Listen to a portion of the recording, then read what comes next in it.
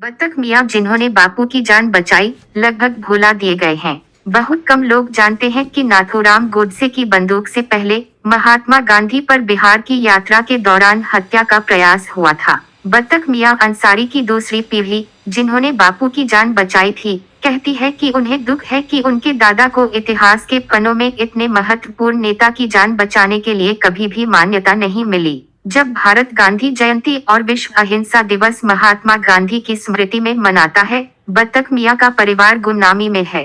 बहुत कम भारतीय जानते हैं कि 1917 में महात्मा गांधी चंपारण में थे, जहां बतख मियां ने उनकी जान बचाई थी। वह 1917 था। महात्मा गांधी 15 अप्रैल की शाम 3 बजे मोतिहारी रेलवे स्टेशन पहुंचे, जो कि चंपारण जिला, मुजफ्फरपुर, बिहार राज्य में था। ब्रिटिशों के अत्याचारों का सामना कर रहे नील किसानों से मिलने के लिए महात्मा गांधी 15 अप्रैल 1917 को वहां पहुंचे थे। अपने प्रवास के दौरान बापू ने लोगों की समस्याओं को सुना और कई प्रतिनिधिमंडलों से मिले। राजकुमार शुक्ल और पीर मोहम्मद मुनिस अंसारी ने ब्रिटिशों के खिलाफ आंदोलन शुरू किया था और उन्होंने महात्मा गांधी को समर्थन के लिए आमंत्रित किया। गांधी जी उनके व्यक्तिगत अनुरोध पर वहां थे। तिंकतिया प्रणाली के कारण किसान कर्ज में डूब गए और उनकी भूमि कम उपजाऊ हो गई। इसने कई विद्रोह और आंदोलनों को जन्म दिया, जिनमें नील विद्रोह और चंपारण सत्याग्रह शामिल थे। तिंकतिया प्रणाली एक मजबूर श्रम प्रणाली थी, जिसमें भारतीय किसानों को अपनी भूमि के हर 20 हिस्सों में से 3 हिस्सों पर नील उगाना अनिवार्य था, जैसा कि ब्रिटिश शासन के दौरान निर्धारित किया गया था। अगले ही दिन सभी नील किसान एकत्रित हुए और महात्मा गांधी को अपनी समस्याएं बताने लगे। ब्रिटिशों को यह बिल्कुल पसंद नहीं आया, लेकिन किसानों ने बिना किसी डर या हिचकिचाहट के अपनी चिंताओं को व्यक्त किया। उन्होंने ब्रिटिशों के खिलाफ एक बड़े आंदोलन को शुरू करने की तैयारी शुरू की। महात्मा के कदमों के परिणाम स्वरूप इरविन, जो कि इंडिगो फैक्ट्री प्रबंधकों के नेता थे,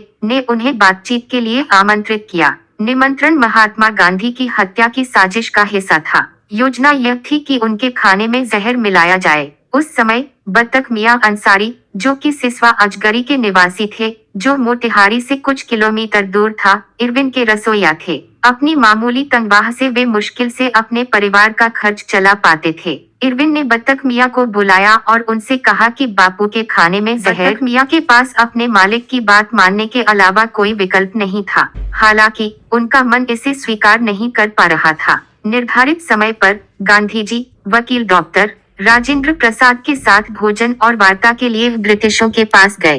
कर्तव्यनिष्ठ बतख मियां जहर मिलाए हुए दूध का गिलास लेकर गांधी जी के पास गए। वह बहुत रोए। गांधी जी ने उनसे उनके दुख का कारण पूछा और बतख मियां अंसारी ने उनके सामने हत्या की साजिश का पर्दाफाश कर दिया। ब्रिटिश गांधी जी की हत्या करने में असफल रहे। धन्यवाद। एक जागरूक भारतीय के कारण यह कदम बतख मियां को ब्रिटिशों के लिए प्रिय नहीं बनाता। अनकही समस्याएं उनके परिवार पर आ गईं, उन्हें यातनाएं दी गईं, उनका घर गिरा दिया गया। बतख मियां ने 17 साल जेल में बिताए। महात्मा गांधी के चंपारण आगमन की यादें कई इतिहास की पुस्तकों में दर्ज हैं। इनमें से किसी में भी बतख मियां और उनके परिवार द्वारा किए गए बलिदानों का उल्लेख नहीं है। गांधी की आत्मकथा में भी अंसारी का उल्लेख नहीं है, न ही महात्मा गांधी इन चंपारण पुस्तक में है, जो देश के पहले राष्ट्रपति राजेंद्र प्रसाद के चंपारण दौरे के बारे में है।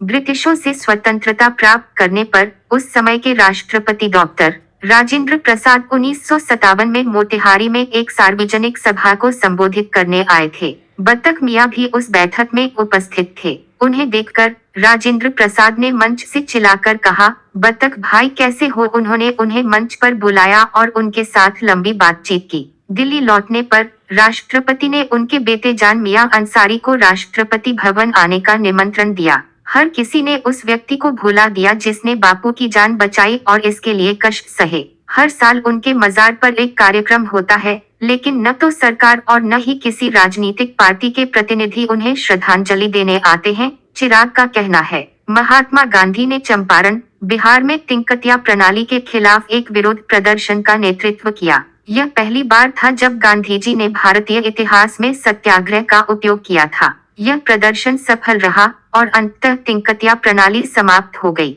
बतख मियां के 3 बेटे थे, रशीद मियां, शेर मोहम्मद मियां और जान मोहम्मद मियां। आज भी उनके बच्चे खेत मजदूर के रूप में काम करने को मजबूर हैं और वे गरीबी में जी रहे हैं।